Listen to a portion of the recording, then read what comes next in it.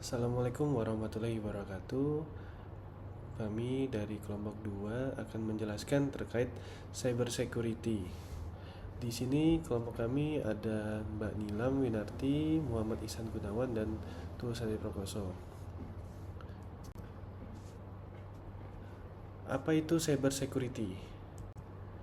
Cyber security adalah bidang yang berfokus pada pelindungan sistem, jaringan, dan data dari serangan digital. Ini mencakup berbagai praktik, teknologi, dan proses yang dirancang untuk menjaga kerahasiaan integritas dan ketersediaan informasi digital. Cyber security adalah masa depan di era digital saat ini.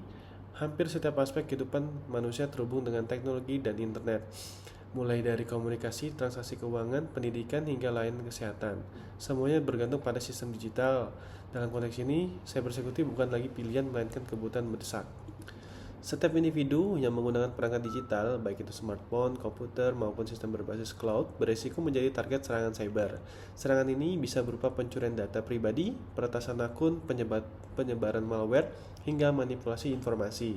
Oleh karena itu, cyber security menjadi keniscayaan.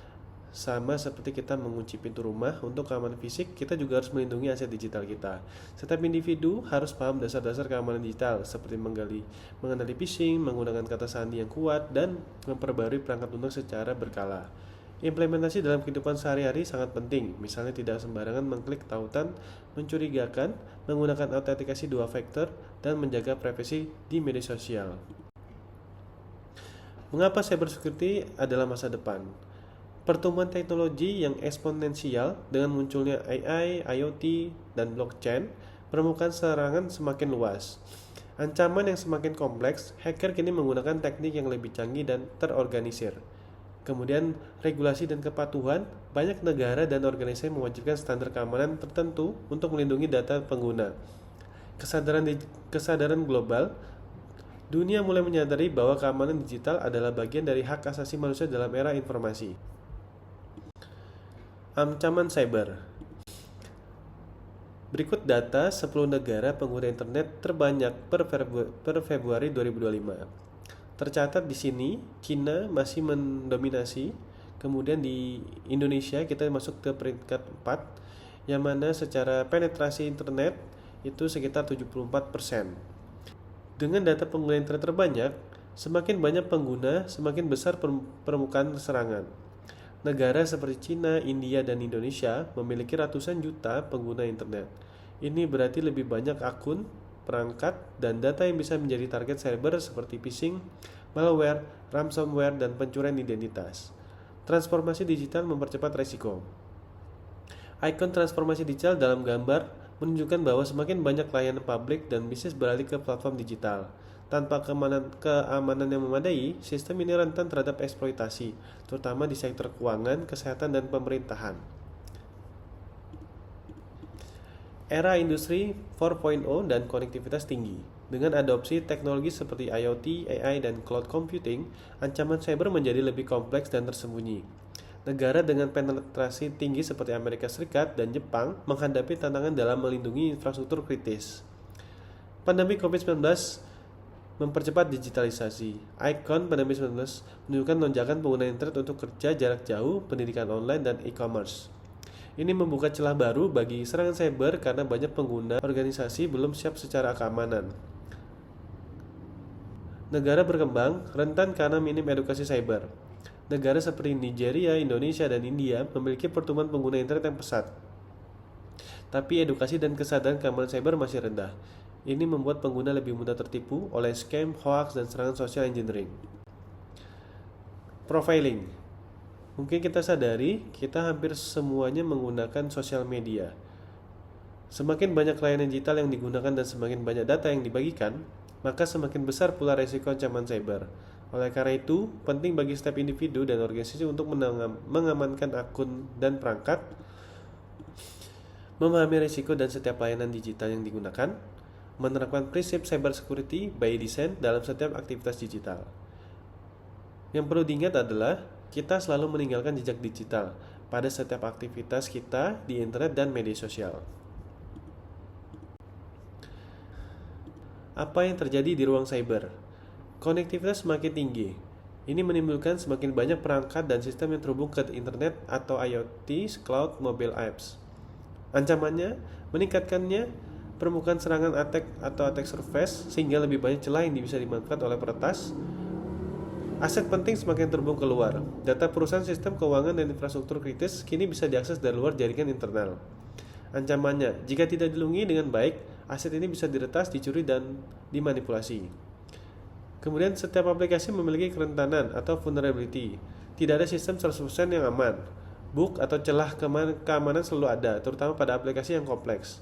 Ancamannya, peretas bisa mengeksploitasi kerentanan ini untuk masuk ke sistem, mencuri data, dan menyebarkan malware. Inovasi di underground terus berkembang. Dunia bawah tanah atau yang bisa kita kenal dark web menjadi tempat berkembangnya alat atau teknik serangan baru. Ancamannya, serangan menjadi lebih canggih dan sulit terdeteksi seperti ransomware, as a service, phishing berbasis AI, dan lain-lain. Kemudian ada informasi terkait teknik serangan mudah didapatkan. Tutorial hacking, exploit kit, dan tools tersedia secara bebas di internet dan forum-forum tertentu. Ancamannya, bahkan orang tanpa latar belakang teknis bisa melakukan serangan cyber dengan bantuan alat yang tersedia. Kemudian kurangnya kemampuan pertahanan cyber. Banyak organisasi dan individu belum memiliki sistem keamanan yang memadai atau tidak tahu cara melindungi diri.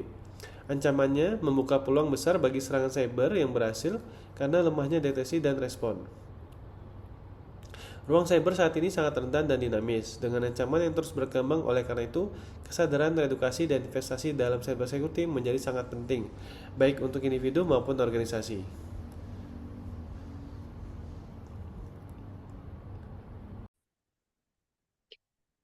Assalamualaikum warahmatullahi wabarakatuh. Kenalkan, saya di sini Ihsan. Saya akan melanjutkan presentasi kelompok 2 terkait contoh ancaman cyber. Di era digital sekarang ini, ancaman cyber tidak hanya menyerang perusahaan besar, tetapi juga individu sehari-hari. Mulai dari serangan berupa email phishing, malware, hingga social engineering yang memanfaatkan kelemahan manusia. Semua ini menunjukkan bahwa keamanan cyber adalah tanggung jawab bersama.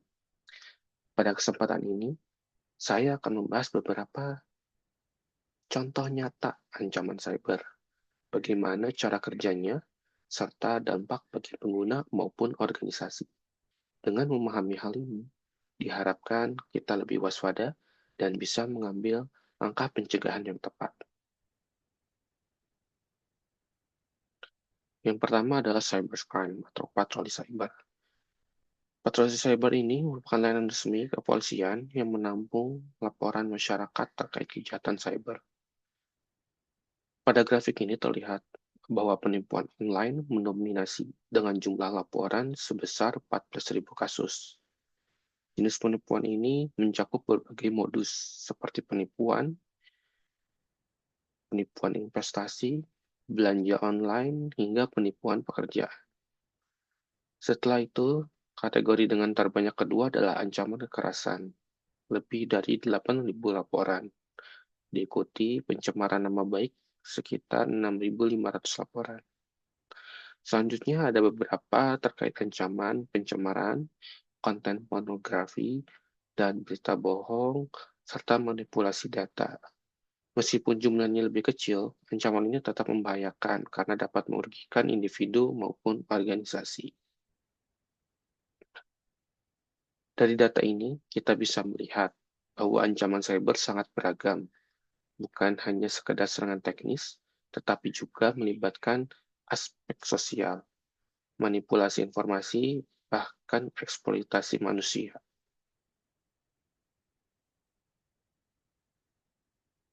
Ancaman keamanan cyber, jika kita lihat dari Badan Cyber dan Sandi Negara BSN mengenai tren anomaly traffic, pada bulan Januari 2020 hingga bulan Juni 2025, tercatat lebih dari 6,8 miliar aktivitas anomaly traffic.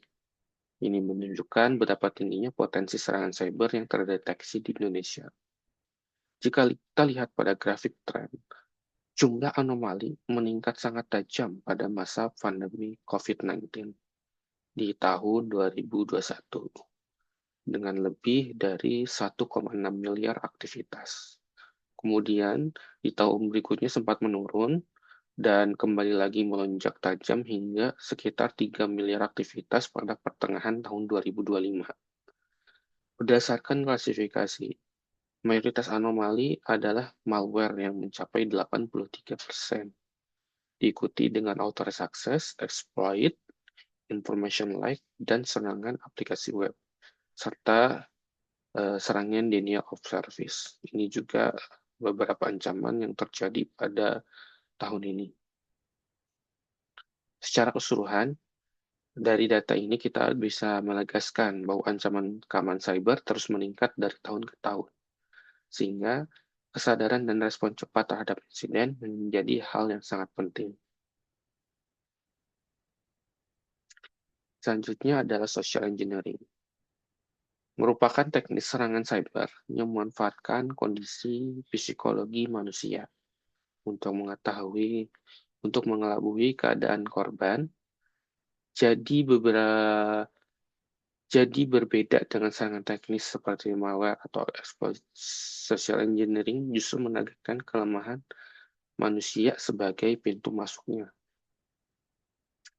Tujuan dari serangan ini adalah untuk mendapatkan informasi sensitif seperti username, password, kode OTP, maupun data pribadi lainnya.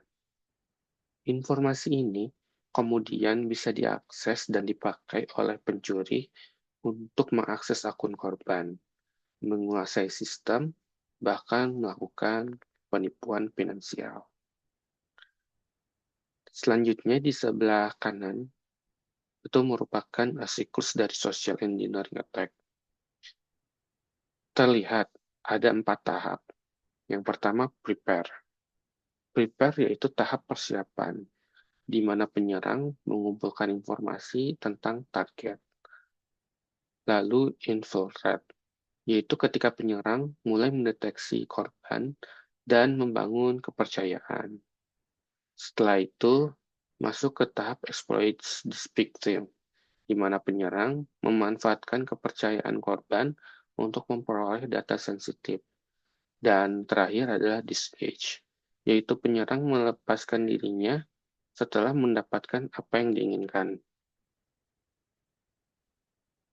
Seringkali penjahat ini akan menghapus jejak rekamnya pada tahap disengage. Secara sederhana, social engineering ini bekerja bukan karena sistem yang lemah, tetapi karena pengguna yang lengah.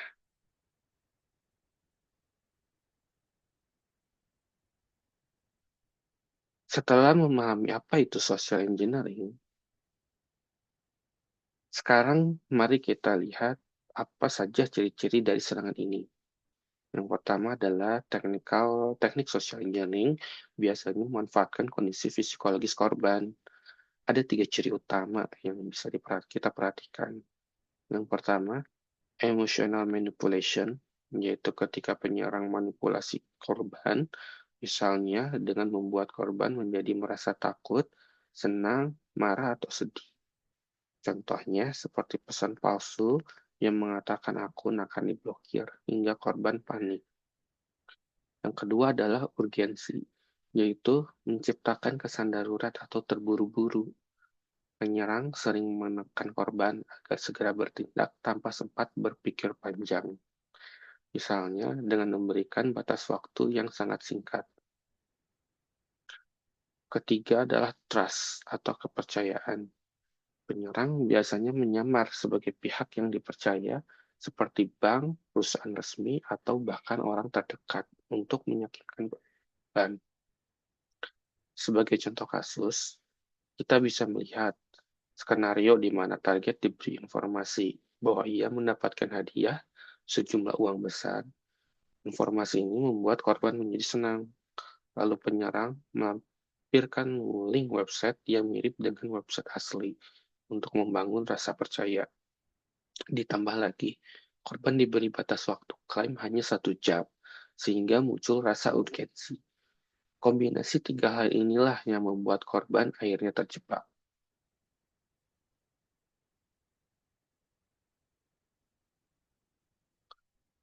Berikut adalah email phishing.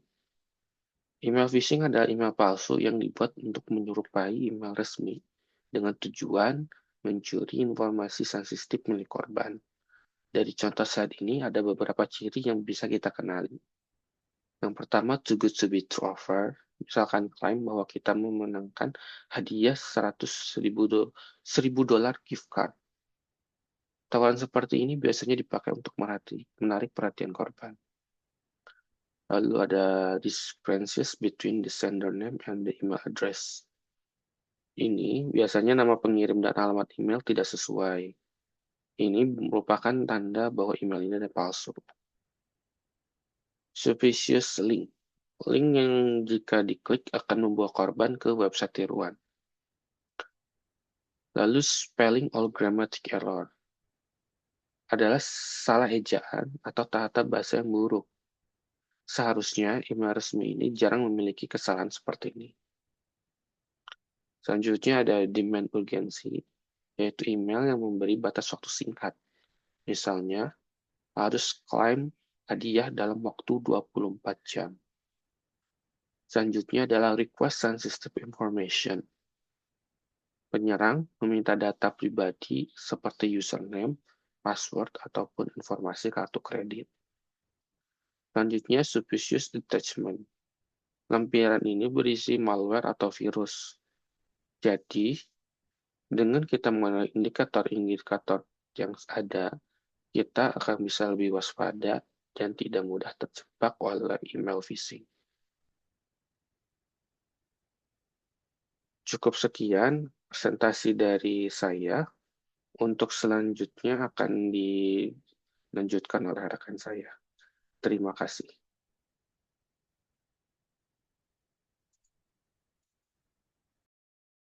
Baik, akan saya lanjutkan ya ke slide selanjutnya. Di sini ada contoh email palsu. Baik. Nah, email itu contoh nyata dari email phishing sendiri. Email itu tuh di sini pada gambar pada slide terlihat ya bahwa email ini itu tampak seperti berasal dari Netflix, di mana email ini tuh menggunakan logo resmi dari mereka. Ini tuh disebut juga dengan fake branding. Nah, isinya itu mendesak dengan pesan akun Anda diblokir atau butuh verifikasi segera. Taktis seperti ini itu sengaja dibuat agar korban itu merasa panik dan langsung klik tombol update account now. Padahal link tersebut itu tuh tidak mengarah ke website resminya Netflix, melainkan ke form login atau form palsu yang dimana ketika korban memasukkan data pembayaran atau kredensial, maka informasi itu akan langsung dicuri oleh pelaku. Nah, kasus seperti ini tuh sering terjadi terutama pada layanan populer yang ada seperti sekarang ini, yaitu seperti Netflix, kemudian Spotify, atau mungkin marketplace lainnya. Karena banyaknya pengguna awam yang mudah percaya dengan logo dan juga tampilan yang mirip dengan aslinya, sehingga kasus seperti ini tuh sering sekali terjadi. Selanjutnya, di sini ada dampak dari phishing email itu sendiri. Nah, begitu korban memasukkan data ke dalam form palsu, maka kredensial akun mereka itu bisa langsung bocor. Dengan informasi itu, pelaku dapat melakukan akses ilegal ke data pribadi, termasuk email, kemudian akun media sosial, atau bahkan ke rekening bank. Nah, dampak akhirnya itu bisa berupa kerugian, baik itu kerugian secara finansial, seperti misalnya uang di rekening korban akan terkuras, atau mungkin akun dipakai untuk transaksi penipuan. Inilah mengapa phishing termasuk ancaman serius dalam keamanan cyber. Nah, selanjutnya di sini saya akan menjelaskan cara mengenali phishing sendiri. Nah, tips bagaimana agar kita bisa mengenali email ini itu adalah email palsu. Pertama yang harus kita lakukan adalah selalu cek alamat pengirim. Nah, biasanya pelaku itu menggunakan alamat yang mirip dengan domain asli. Nah, tapi ada sedikit perbedaan, misalnya menggunakan huruf tambahan atau mungkin domain gratisan, seperti itu. Kemudian yang kedua, perhatikan tata bahasa atau kesalahan penulisan. banyak email phishing itu yang tidak ditulis dengan baik. Kenapa? Sering ada typo pada kalimatnya atau mungkin ada struktur dari kalimatnya yang janggal. Kemudian yang ketiga, jangan pernah langsung klik link yang mencurigakan. Nah, tipsnya sebelum klik link tersebut, ketika pada email itu ada link, sebelumnya arahkan kursor ke link untuk melihat apakah alamat tujuan itu sesuai dengan domain resmi website yang akan dituju. Jika berbeda, maka besar kemungkinan email tersebut itu adalah email phishing. Dengan langkah-langkah sederhana seperti ini, itu kita dapat bisa mencegah diri agar tidak terjebak oleh email palsu. Oke, selanjutnya di sini ada contoh penipuan yang juga sering kita temui, tapi melalui WhatsApp. Nah, modusnya di sini itu mirip dengan phishing email, hanya saja medianya adalah berupa pesan instan. Biasanya, pelaku itu mengirimkan pesan dengan tawaran yang sangat menarik, misalnya hadiah atau mungkin voucher gratis atau promo besar-besaran. Nah, di contoh ini sendiri pada slide itu bisa dilihat ya. Di sini ada sebuah pesan yang mengatasnamakan IKEA. Nah, isinya itu menawarkan voucher senilai $500, di mana untuk merayakan ulang tahun perusahaan. Nah, pesan ini itu sengaja dibuat untuk mendesak agar penerima itu langsung merasa tergoda, kemudian untuk mengklik link yang diberikan. Namun, di sini jika kita perhatikan lebih detail, ada tanda-tanda mencurigakan, di mana yang pertama, alamat link itu tidak benar-benar milik IKEA. Kemudian, tata bahasanya itu berantakan, dan cara penyampaiannya terlalu bagus atau terlalu melebih-lebihkan bahwa itu sebuah kenyataan. Biasanya kalau memang itu akun asli, itu tata bahasanya tidak yang terlalu melebih-lebihkan seperti itu. Nah, jika korban mengklik link tersebut, itu besar kemungkinan akan diarahkan ke sebuah situs palsu atau bahkan ke malware. Nah, itu sebabnya kita itu perlu waspada terhadap pesan WhatsApp atau mungkin pesan yang menawarkan hadiah instan, karena besar kemungkinan itu adalah sebuah jebakan atau sebuah penipuan. Oke, selanjutnya di sini masih membahas tentang penipuan melalui WhatsApp, namun modus penipuannya itu eh, dalam bentuk lain. Tidak hanya sekedar link palsu ya, tetapi pelaku itu sering menyamar sebagai orang terdekat, seperti teman atau mungkin keluarga. Nah, ini tuh salah satu jenis penipuan yang sangat berbahaya. Kenapa? Biasanya mereka itu mengaku menggunakan nomor baru, kemudian meminta bantuan berupa transfer dana atau mungkin akses akun. Di mana pada slide ini tuh terdapat contoh, di sini terlihat eee, seseorang itu mengaku sebagai anak yang memberitahu nomor barunya kepada ibunya. Awalnya itu tampak terlihat normal ya, tetapi kemudian bisa berlanjut dengan permintaan uang atau mungkin permintaan data pribadi. Nah, modus seperti ini tuh sangat berbahaya karena akan memanfaatkan rasa percaya korban terhadap orang terdekatnya. Bisa jadi ibu dari bisa jadi si korban atau ibu tersebut itu merasa yakin bahwa ini tuh benar-benar anaknya, padahal itu adalah seorang penipu. Nah, selain itu pelaku juga sering mengaku sebagai misalnya pihak instansi resmi ya, seperti bank atau mungkin kurir paket. Nah, kemudian meminta data sensitif. Kemudian, oleh karena itu, setiap kali menerima pesan atau nomor baru yang mungkin mengaku sebagai kenalan, itu kita sebaiknya kita verifikasi terlebih dahulu dengan dengan menelpon atau mungkin menghubungi nomor lama sebelum percaya begitu saja. Oke. Kemudian di sini eh, terdapat contoh penipuan lain yang berkedok lowongan kerja. Ini sering sekali terjadi di zaman saat ini. Nah, modus ini itu sangat sering terjadi modus sosial maupun di email ya.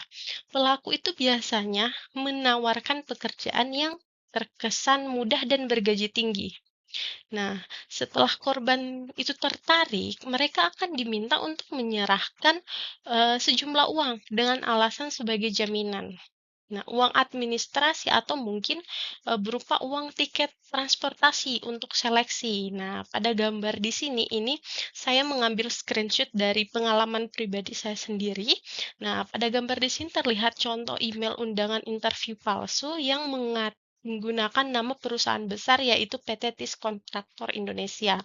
Nah, kalau kita lihat dari emailnya, di sini email itu tuh tampak resmi. Kenapa? Karena dia menggunakan domain yang bahkan menggunakan nama dari perusahaan PT TIS Kontraktor Indonesia itu.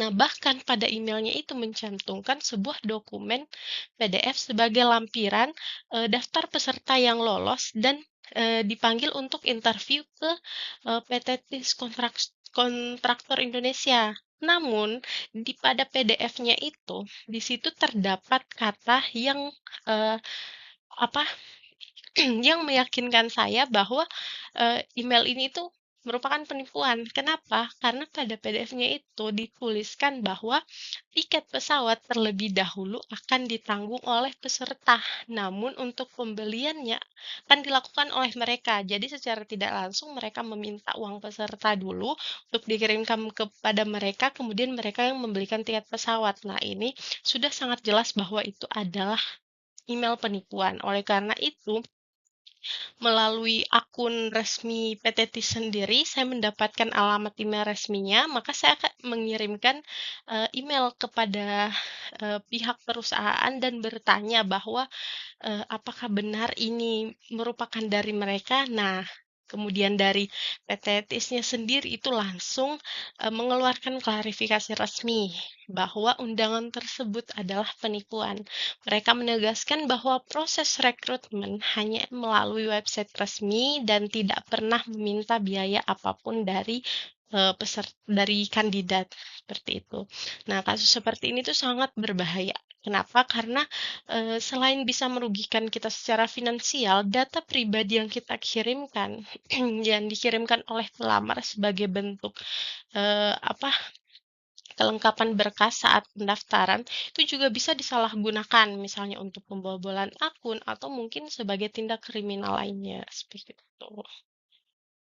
Nah, selanjutnya di sini karena setelah tadi kita membahas terkait contoh-contoh dari eee, penipuan melalui jaringan itu sendiri, di sini kita akan membahas terkait pencegahannya. Nah, bagaimana sih agar kita ini bisa melindungi diri kita agar tidak gampang terpengaruh dengan penipuan yang memanfaatkan jaringan seperti itu. Nah, di sini keb pada slide ini tuh berisi beberapa kebiasaan online yang penting untuk mencegah ancaman cyber sendiri. Nah, yang pertama, jangan pernah sembarang mengklik atau membuka attachment dari sumber yang mencurigakan. Nah, ini sangat penting untuk kita perhatikan, apalagi yang marak terjadi sekarang ini itu undangan pernikahan ya.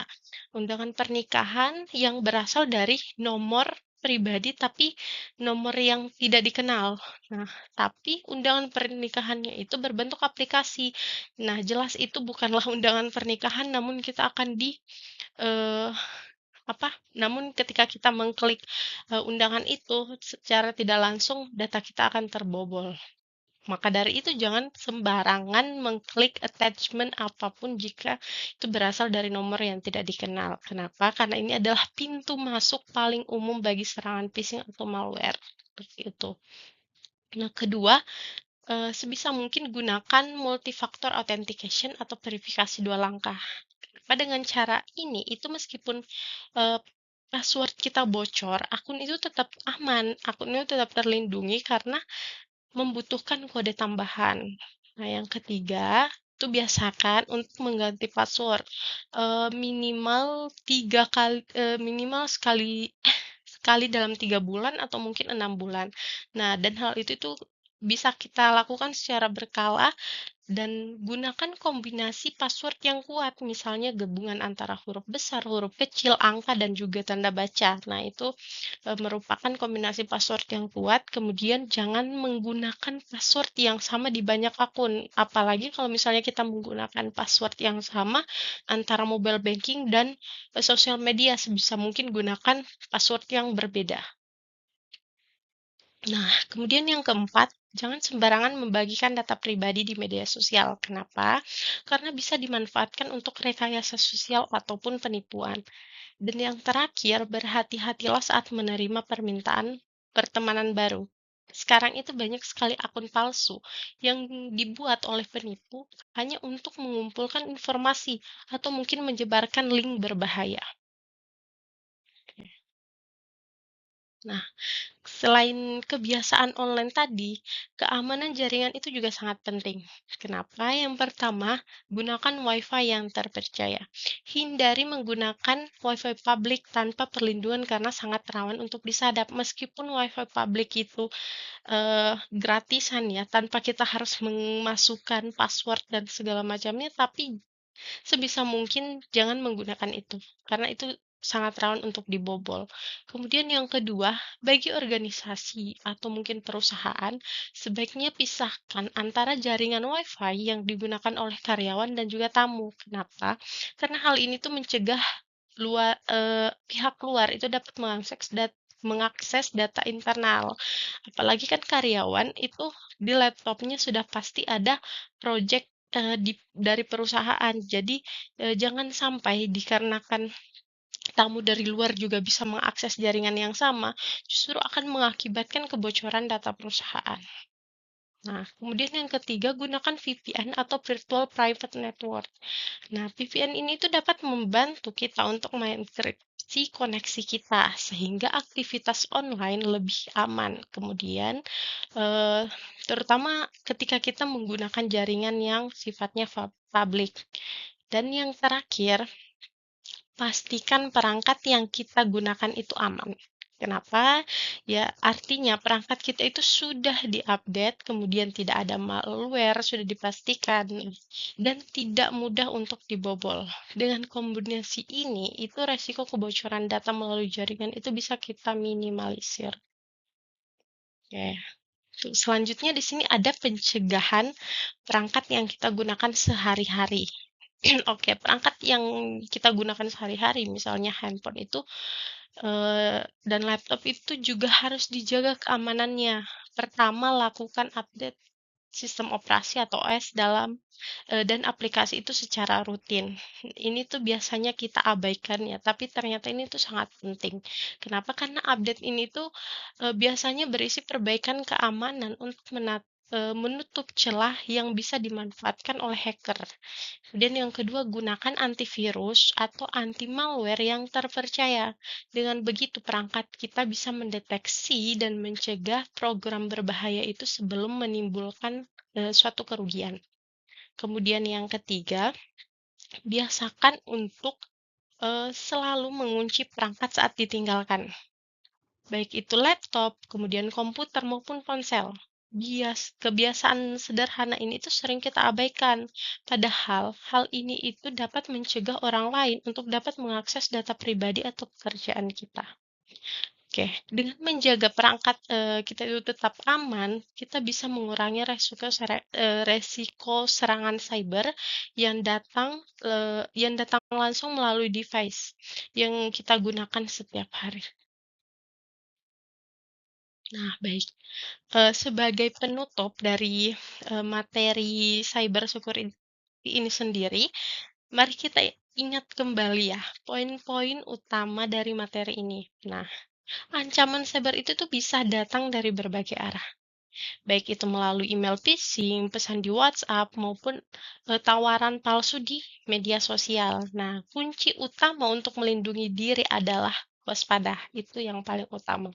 Jangan mudah percaya dengan pesan atau tawaran yang terlalu bagus atau terlalu melebih-lebihkan, karena atau terlalu melebih-lebihkan untuk hal itu tuh menjadi sebuah kenyataan, karena bisa jadi itu adalah sebuah penipuan. Dan yang terakhir, selalu terapkan langkah pencegahan, baik itu secara teknis seperti misalnya menggunakan VPN, antivirus, atau multi-factor authentication. Ini tuh sangat penting. Kemudian maupun kita harus melakukan kebiasaan aman seperti misalnya hal yang paling sederhana yaitu mengganti password secara berkala. Kemudian berhati-hati dalam membagikan informasi pribadi yang kita miliki. Dengan kombinasi kewaspadaan dan kebiasaan yang benar, kita itu bisa menjaga diri dan orang-orang di sekitar kita itu tetap aman dari ancaman cyber. Oke, baik. Mungkin demikian penjelasan dari kelompok kami terkait cyber security. Lebih dan kurangnya mohon maaf. Terima kasih.